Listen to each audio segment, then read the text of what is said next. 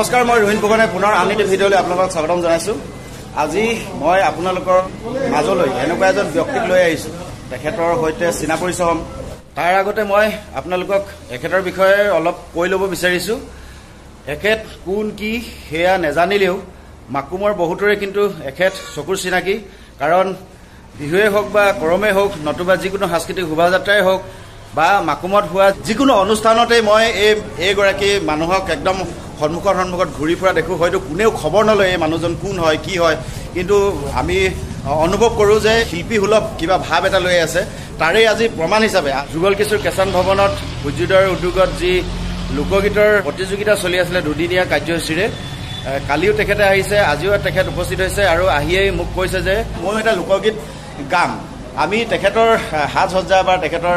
ৰূপটো দেখি আমি ভাবিছিলোঁ তেখেতে কি গীত গাব। সূৰ্যোদয় যিহেতু আমাৰ সাংস্কৃতিক আৰু সামাজিক যিহেতু অনুষ্ঠান, গতিকে তেনেকৈ নিজে যেতিয়া উঠি আহি কৈছে যে মই এটা লোকগীত পৰিৱেশন কৰিম, গতিকে আমি তেখেতক এটা সুবিধা দিলোঁ। এতিয়া তেখেতেনো কেনেকুৱা ধৰণৰ লোকগীত পৰিৱেশন কৰিলে আপোনালোকে এবাৰ শুনকচোন।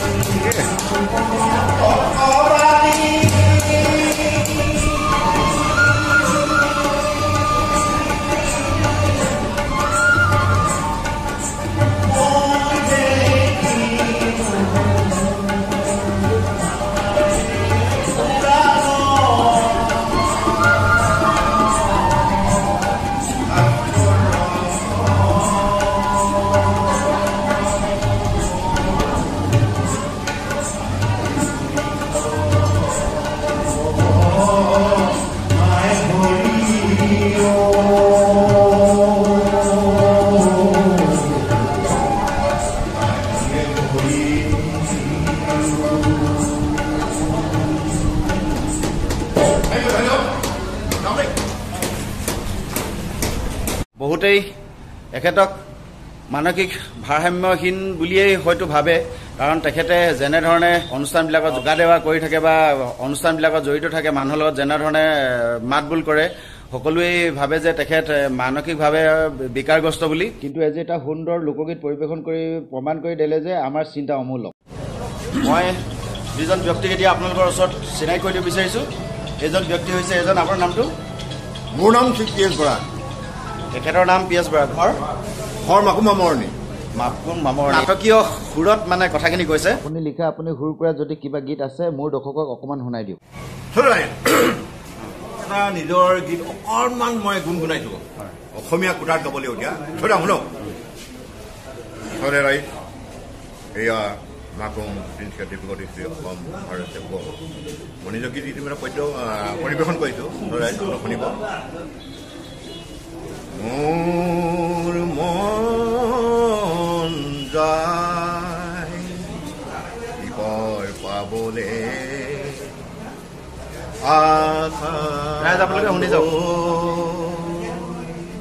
ঠিক তেনেধৰণৰ মোৰ গীত আছে তাৰ ভিতৰতে অসমীয়া মই অকণমান বিহু গুণগুণাব লাগিব শুনক একেবাৰে লগৰে মানুহ স্থানীয় শুনক